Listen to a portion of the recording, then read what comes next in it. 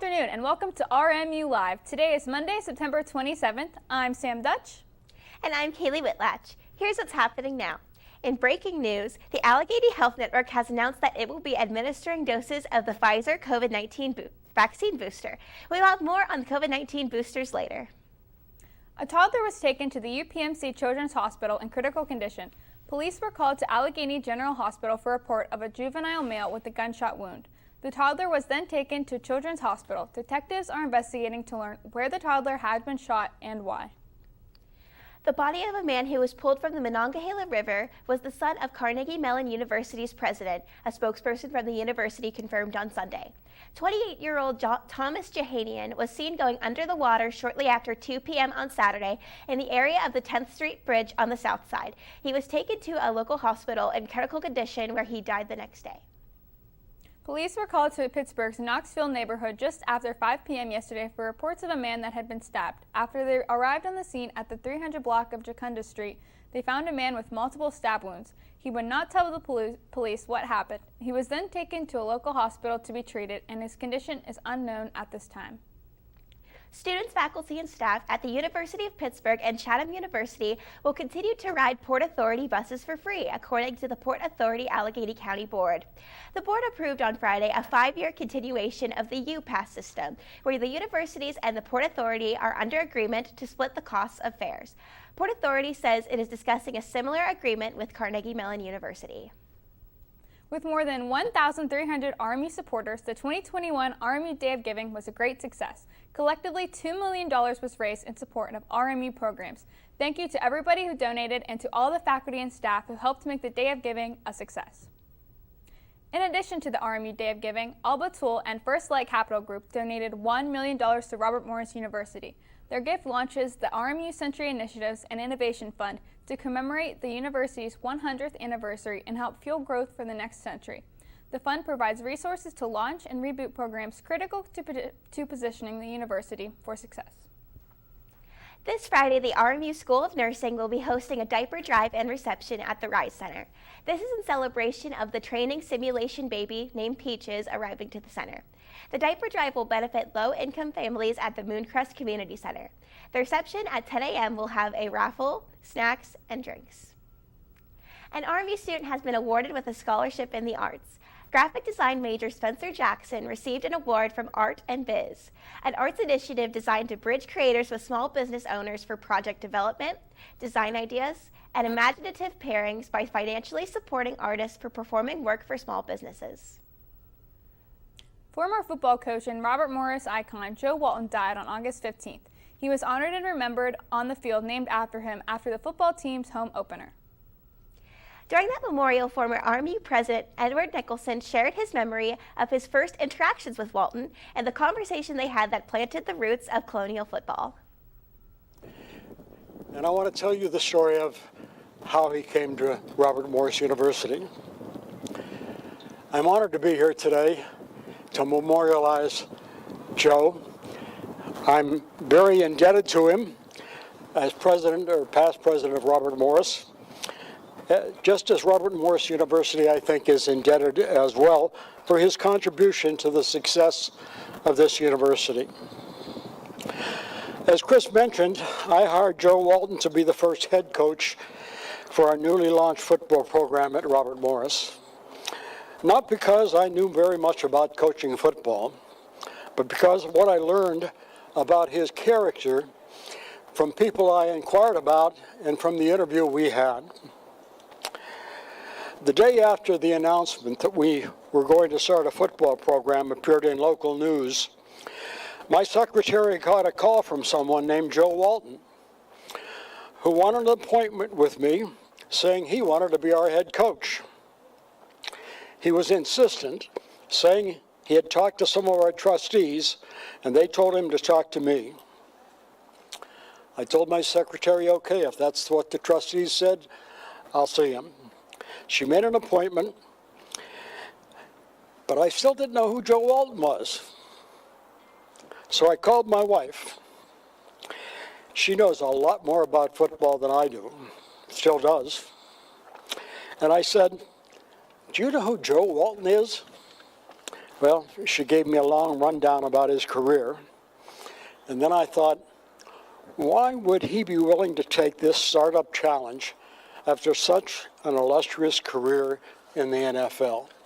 Even though I knew he was sort of retired from football and he was from this area.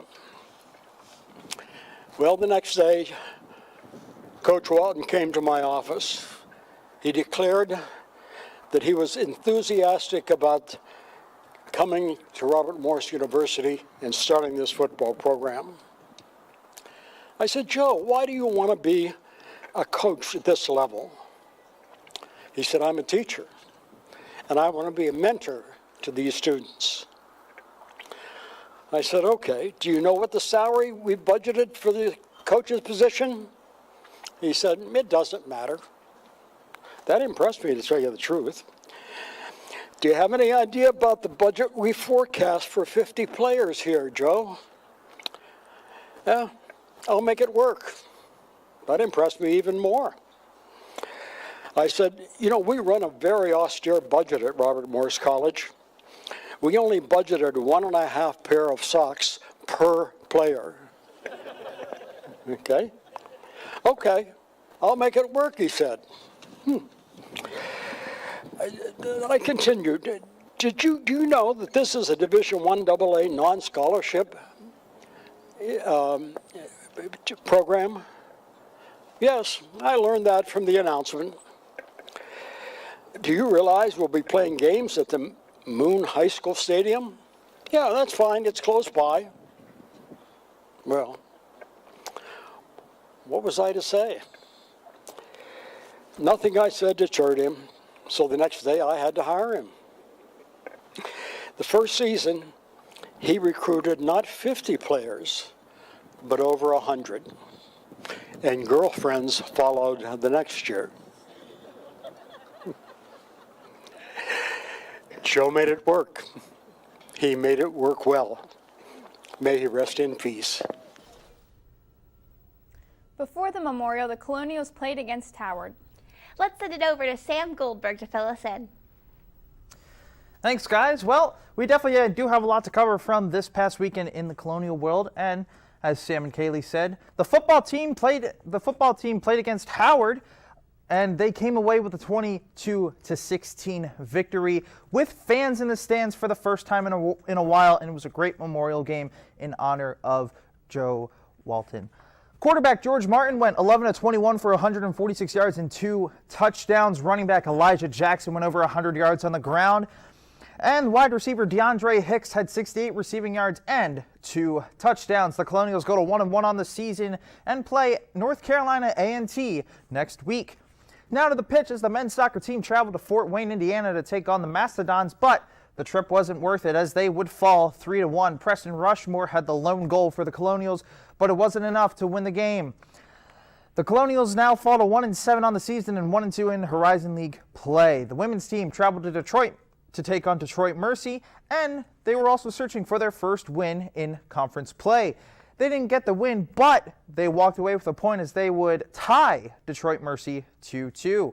That puts the Colonials at 4-7-1 on the season and still searching for that illustrious win as they are 0-2-2 in Horizon League play.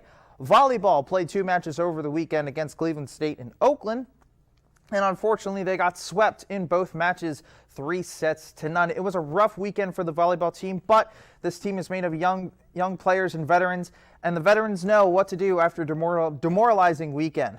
That puts the volleyball team at 7-7 on the year and 0-2 in Horizon League play. Overall, it was an okay weekend for Colonial sports, and I'll be back to take a look at what the Steelers didn't do. Now back to the desk. 4 teenagers have been charged with a plot to attack a Pennsylvania high school in 2024 on the 25th anniversary of the Columbine Massacre, according to authorities. A 15-year-old girl and a 15-year-old boy are charged as adults, as well as 2 other teenagers are facing juvenile charges in the plan to attack Dunmore High School outside of Scranton on April 20th, 2024. Preliminary hearings are scheduled for next Monday. Summer seemed to be hanging on this morning. Let's send it over to Jackie Rosta to tell us how long that could be the case. Jackie? Thanks, guys. Let's look at today's forecast. Looks like today is going to be a high of 79 with a low of 54. Humidity is going to be at 56% with a chance of rain at 20%. The hourly forecast for today is going to be 3 p.m. at 79 degrees with a lot of sun. Same thing at 6 p.m. at 75 degrees. And at 9 p.m. it's going to be a clear night at 70 degrees. For tomorrow's forecast, it's going to be a high of 73 degrees and a low of 52. It's going to be 69% of humidity and 50% chance of rain. Let's go back to the desk. Thank you, Jackie. Coming up after the break, a local business has received several complaints for violating safety regulations. And Giant Eagle has changed their COVID-19 vaccination routine. Stay tuned to find out what you need to do to get a vaccine there.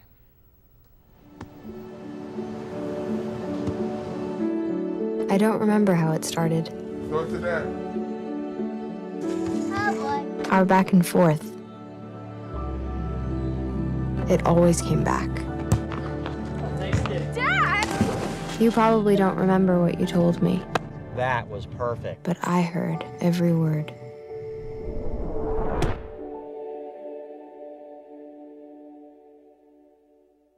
There's so many rewards in life. You coming into our home was one of the greatest rewards we could have ever had. You know, it took 20 years and I got my third child who was 17 at the time. It's so cool to watch the adult that you've become, and you really have done as much for us as you think we've done for you.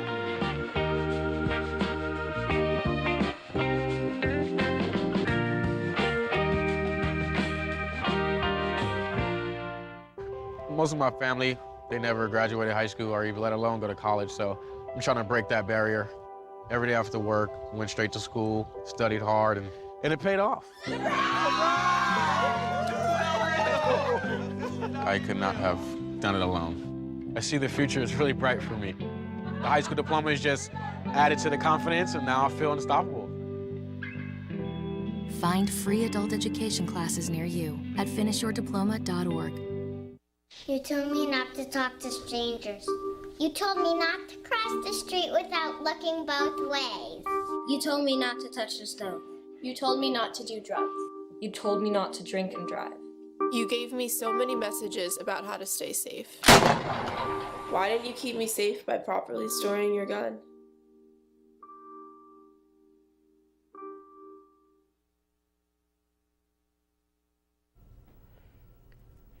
As COVID-19 mutates, there are still cases being reported at RMU.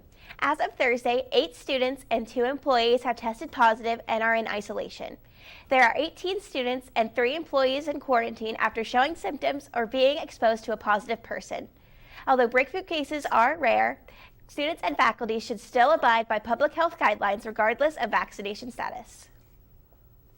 Booster shots of Pfizer's COVID-19 vaccine are now available for eligible Americans after approval from the U.S. Food and Drug Administration and the Center for Disease Control and Prevention.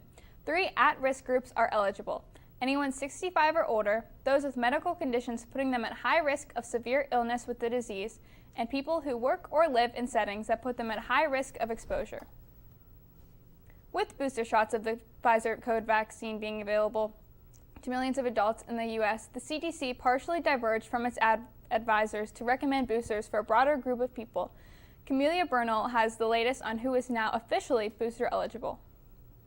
Get a booster shot. That's the message from the White House to some Americans. The CDC recommending people 65 and older, long-term care facility residents, and people 50 to 64 with underlying conditions should get a booster shot 6 months after their second dose. The agency also endorsing the recommendation that people ages 18 to 49 with underlying medical conditions may receive a booster. But the CDC going a step further, partially diverging from its vaccine advisors, also saying people ages 18 to 64 whose jobs put them at an increased risk may get a booster shot. Many of our frontline workers, essential workers, and those in congregate settings come from communities that have already been hardest hit.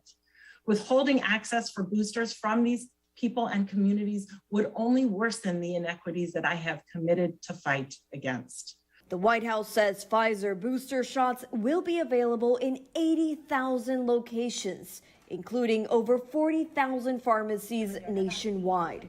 President Biden also assuring people who received Moderna and Johnson & Johnson vaccines that they still have a high degree of protection. Our doctors and scientists are working day and night to analyze the data from those two organizations on whether and when you need a booster shot. I'm Camila Bernal reporting. Moderna has asked the FDA to authorize booster shots for its vaccine. No decision has been made yet, and Johnson & Johnson says partial data released this week shows an additional dose booster immunity, but the company has not yet applied with the FDA to consider a booster vaccine dose. Giant Eagle Pharmacy reinstated its appointment-only system for all COVID-19 vaccinations. This came in response to an anticipated increase in demand from the Centers for Disease Control and Prevention's booster guidance announced on Friday. Anyone looking to receive any dose of the vaccine is to schedule an appointment online at gianteagle.com/response. A grocery store in Squirrel Hill was hit with a consumer alert on Thursday for multiple health violations. The Allegheny County Health Department posted the alert for New Young's Oriental Grocery. In a walk-in cooler, there were foods unidentifiable because of mold, and though not allowed, food was being prepared on site. The inspection report lists dozens of other violations, including mouse droppings found on the cooler floor. The rate of new COVID-19 cases reported in the U.S. appears to be slowing, but many hospitals remain packed. And a new analysis shows treating COVID-19 comes with a hefty price tag. Mandy Gaither breaks down the numbers in today's Health Minute. The cost of COVID in hospitals across the U.S., more than a quarter of all ICU beds in use are for COVID-19 patients. The amount of people in the ICU that we're seeing in this wave is quite frankly really high. It's something that is very astonishing how quickly people have gotten sick and ended up in the ICU. The organization Fair Health analyzed insurance claims and found that the average bill for a COVID-19 hospitalization is about $75,000, and more serious hospitalizations like those that require the use of ventilators or days in the ICU can cost more than $300,000 on average. After price negotiations, the average allowed amount actually paid by patients and in-network insurance providers is more than $33,000 for a general COVID-19 hospitalization and about $98,000 for a more complex hospitalization. Those most at risk of being admitted to the hospital for COVID-19, people who are unvaccinated. Right now, the pace of initial COVID-19 vaccinations is the slowest it's been in 2 months. We do need to get these vaccination rates up higher if we want to create a backstop against the kind of spread that we've seen this past summer. While national daily cases of COVID-19 have inched downward for more than a week, the overall surge driven by the Delta variant isn't done. Experts worry cases still may spike with colder weather. For Health Minute, I'm Mandy Gaither. Pittsburgh doctor Freddie Fu died on Friday at the age of 70, surrounded by his family. Dr. Fu was the creator of UPMC's world-renowned sports medicine program and head team physician of the University of Pittsburgh Athletic Department. He was known worldwide for restoring elite athletes, ballet dancers, and countless others. Fu was survived by his wife Hilda, his daughter Joyce, and son Gordon. Coming up, the Cultural District is reopening. And the search for a missing bird continues in Pittsburgh. Stay tuned. Bring it.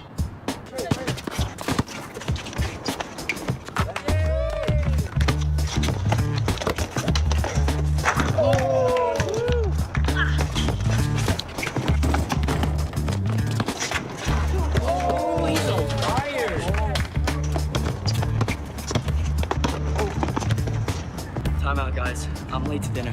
My mom's gonna kill me. Catch you guys later. Mom wants us home. Okay.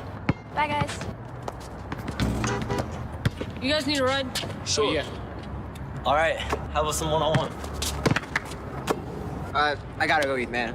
Sorry, I'll see you later.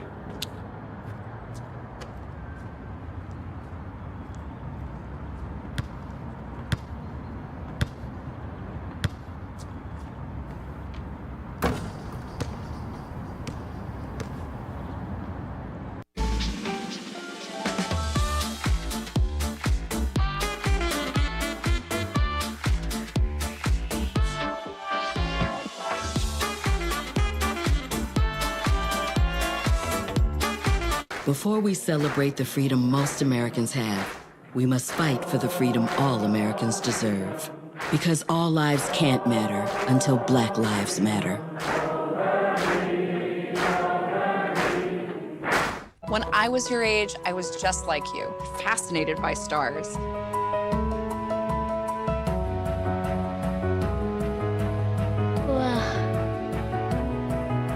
But now I get to search for life in the universe. And who knows, maybe life is looking for us too. So we're like aliens to them? Yeah. Does anyone want to be a scientist now? I do. Awesome. We need more girls in STEM. Maybe we can find aliens. The curtains went up for the first time in 18 months at the Byam Theater in the city's cultural district on Sunday. The Mavericks performed with safety precautions in place. Those in attendance provided a proof of vaccination card and wore masks. Guests under 12 with exemptions provided a negative COVID-19 test. The return of live performances is bringing a sense of normalcy back to the cultural district. There have been sightings of a bird that escaped from the National Aviary, and first responders have not been able to capture him yet. Kodiak, the stellar sea eagle, took flight from his habitat on Saturday morning. The aviary says he is not a threat to the public. He is hard to miss, being 4 feet in length and with a wide wingspan. The aviary believes Kodiak may return on his own, but Pittsburghers are told to keep an eagle's eye in the sky and to contact the aviary if you see him. The National Aviary was not the only place in Pittsburgh missing a key part to their operations. Heinz Field seemed to be missing the Pittsburgh Steelers after it seemed like they had failed to show up to yesterday's game. Let's send it over to Sam Goldberg to tell us more about what went wrong. Sam? You couldn't have said it any more perfectly. Let's take a look at what happened over the weekend with Pittsburgh sports. Well, just like that bird, the Steelers looked awful on Sunday, to say the least, as they fell to the Bengals 24-10. Overall, it was a pretty bad game for the Steelers. From Ben's poor play to the drop balls from receivers, the poor defensive play, it was just a bad game. I just want to point one thing out, though.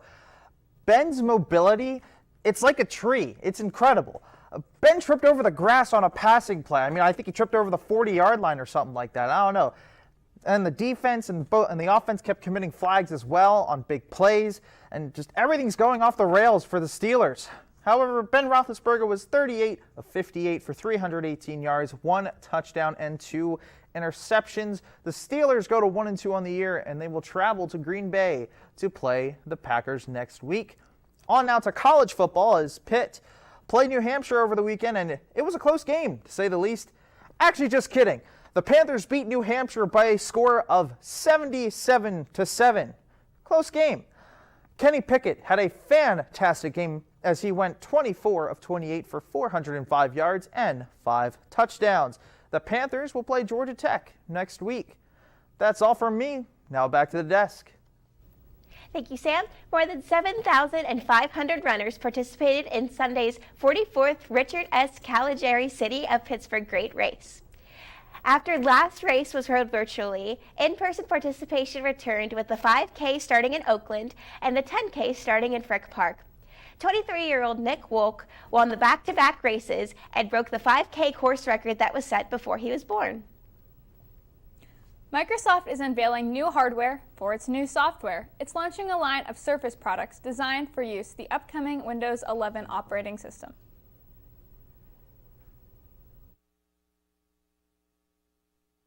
Microsoft says these new Surface products have Pixel Sense displays, pen technology, and versatile forms. The Surface Laptop Studio uses a hinge to move between laptop, stage, and studio modes. Surface Pro 8, Surface Go 3, and an updated Surface Pro X service both tablets and laptops. The Surface Duo lives up to its name. It has 2 side-by-side screens that fold together for compact computing. Microsoft plans to launch Windows 11 next month. A Dallas-based nonprofit restaurant is coming to Pittsburgh. Cafe Momentum has the motto, Eat, Drink, Change Lives. The restaurant provides 12-month paid internships to young men and women exiting the juvenile justice system. They focus on life and social skills, coaching, and development. It will be located downtown on Forbes Avenue close to Market Square, easily accessible via public transportation. Howard Hanna, founder of Howard Hanna Real Estate Services, died Saturday at the age of 101. His son said that he was a people person who could relate to almost anyone in life and people of all backgrounds. The real estate service was founded in 1957 with a single office in Pittsburgh. His firm is now the 4th largest in the U.S. Coming up after the break, Jackie Rossa will be back in our weather studio to give us a look at this week's fall weather. Stay tuned with us at RMU Live. When I first saw a turtle, my heart was full. Now anything but lonely. We have this deep connection, this heart connection. He just wants to be close to you and part of your life. Every day with turtle is a perfect day. When I'm holding her, it makes me feel calmer. I think everything he does shows how much he loves us. When we adopt a shelter pet, we discover they're a little bit of a lot of things. But they're all pure love. If I could go back and change it all, I would. I think I'm gonna miss you the most. I'm sorry. I'm so sorry. I'm so sorry. Maybe it's just the little moments. If I could go back and change it all, if I could go back, I would. But I can't.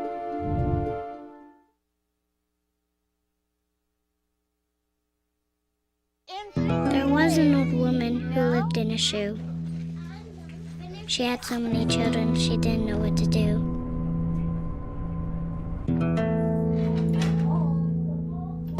She gave them some broth without any bread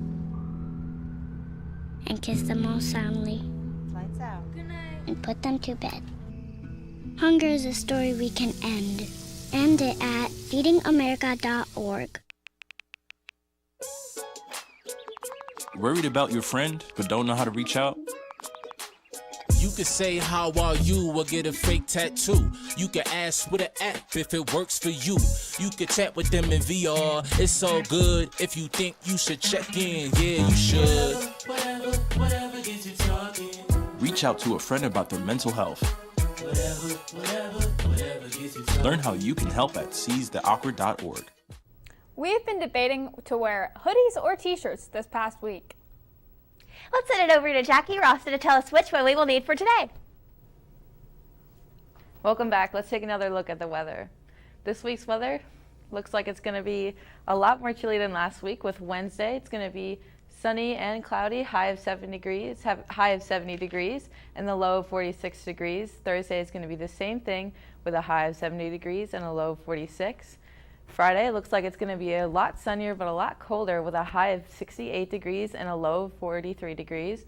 Saturday looks like it's just going to be a normal day with a high of 72 degrees and a low of 45 degrees. And Sunday it's going to be rainy at a high of 68 degrees and a low of 52 degrees. Thank you guys so much. Let's go back to the desk. So yeah, about this weather. I know I came here in a sweatshirt, but I was pretty hot by the time I got here. What do you think, Kaylee? Oh yeah, I was wearing this and I was kind of sweating. I was like, what? Beginning of fall, we're expecting it to be nice and breezy, but it was pretty beautiful out today. It was pretty nice. So are you ready for the fall weather, or are you holding on to that summer weather? I'm ready for it to be fall. We had a pretty hot summer, so I'm so ready to get my sweatshirts back on, and I'm ready to wear my sweaters and scarves and the whole thing. What about you? I know, I agree. I'm ready for fall. I like my hoodie weather. I'm ready for some hot chocolate. It's kind of confusing. I don't know what to wear. I know, but pumpkin spice season is here, though. I know, pumpkin spice season. National Coffee Day is coming up. Amazing. So maybe we'll get some good deals. Yeah, my favorite, pumpkin spice chai latte. Oh, that sounds good. That is amazing. That sounds good. Excited for some Highly fall recommend. plans. Yeah. Well, that's all here at RMU Live. For Jackie Rossa and Sam Goldberg, I'm Sam Dutch. And I'm Kaylee Whitlatch. We'll see you next week.